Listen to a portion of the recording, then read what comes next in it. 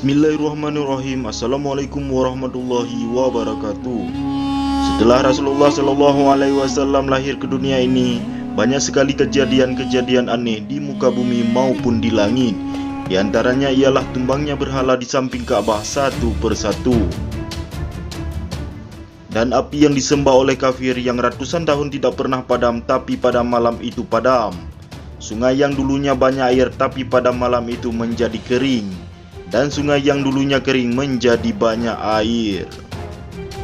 Iblis yang memerintahkan jin untuk mencuri berita dari langit untuk disampaikan kepada para dukun-dukun untuk meramal masa depan pun menjadi terhalang, dikarenakan pintu langit tertutup dan dijaga ketat oleh para malaikat, sehingga jin yang ingin mencuri berita dari langit dipanah oleh malaikat dengan panah api. Jin akhirnya pulang ke bumi dan melaporkan pada iblis, sehingga iblis berpikir bahwa ada sesuatu di bumi yang tidak seperti biasanya. Sehingga iblis mengutus para jin untuk mengambil tanah dari setiap negeri di seluruh bumi.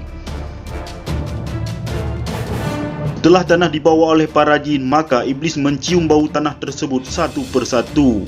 Saat iblis mencium tanah yang dari kota Mekah, sontak iblis berkata, "Hari ini aku mencium aroma wangi seorang nabi. Dan kali ini aroma wangi itu lebih kuat dari sebelumnya." Setelah bertahun-tahun jin tidak bisa mencuri rahasia langit lagi, akhirnya iblis mengutus para jin untuk memata-matai Nabi Muhammad SAW. Akhirnya sekelompok jin pun berangkat.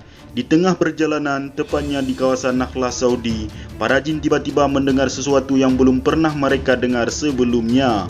"Maka nikmat Tuhan manakah yang kamu dustakan?" Sebuah ayat Al-Quran yang dibacakan dari surat Ar-Rahman menarik perhatian mereka untuk mendengarnya. Merindinglah tubuh mereka serta merta mereka pun mendekati sumber suara tersebut. Ternyata seorang yang mulia tengah menjadi imam solat yang dimakmumi sekumpulan manusia. Beliau adalah Rasulullah Sallallahu Alaihi Wasallam. Saat itu Rasulullah Sallallahu Alaihi Wasallam dan para sahabat tengah menunaikan solat subuh. Rasulullah Shallallahu Alaihi Wasallam membacakan surat Ar-Rahman saat memimpin jamaah solat. Para jin tersebut kemudian ikut bergabung dan duduk di belakang manusia. Mereka ingin mendengarkan ayat-ayat yang dilantunkan oleh Rasulullah Shallallahu Alaihi Wasallam. Seorang jin berbisik, "Diamlah, perhatikan bacaannya." Sang ulama jin meminta rombongan diam untuk mendengarkan bacaan Rasulullah. Rombongan jin itu yang tadinya berbisik-bisik ribut itu pun kemudian hening dan menghayati Al-Quran. Setelah solat berjamaah selesai, sang ulama jin mendatangi Rasulullah. Mewakili rombongan, ia mengatakan keinginannya untuk banyak mendengar ayat-ayat Al-Quran. Maka pergilah Rasulullah Sallallahu Alaihi Wasallam bersama para jin ke suatu tempat. Rasulullah Sallallahu Alaihi Wasallam membacakan ayat-ayat Al-Quran kepada rombongan jin tersebut.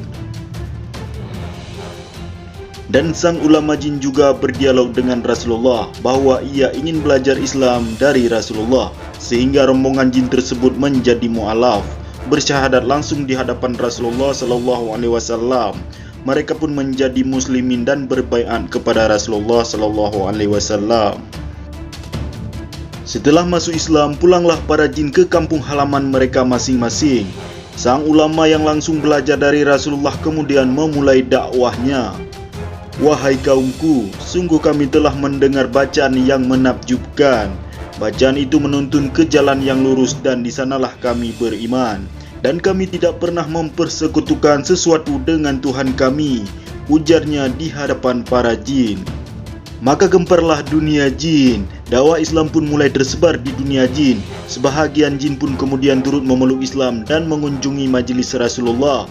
Mereka beribadah dan menauhidkan Allah. Sebahagian yang lain seperti halnya manusia, ada yang menolak dakwah Islam. Mereka memilih kafir. Kisah mengenai masuk Islamnya jin tersebut terdapat dalam surat ke-72, yakni surat Al-Jin. "Katakanlah hai Muhammad, telah diwahyukan kepadamu bahwasanya telah mendengar sekumpulan jin akan Al-Quran. Lalu mereka berkata, sesungguhnya kami telah mendengar Al-Quran yang menakjubkan, yang memberi petunjuk kepada jalan yang benar. Lalu kami beriman kepadanya. Dan kami sesekali tidak akan mempersekutukan seseorang pun dengan Tuhan kami. Surat Al-Jin ayat 1 dan 2. Banyak hikmah di balik kisah tersebut. Di antaranya menjadi kabar bagi manusia bahawa jin pun sebagaimana manusia. Ada yang beriman, ada pula yang kafir. Jin merupakan makhluk Allah yang tidak layak disembah. Wallahu a'lam bishawab.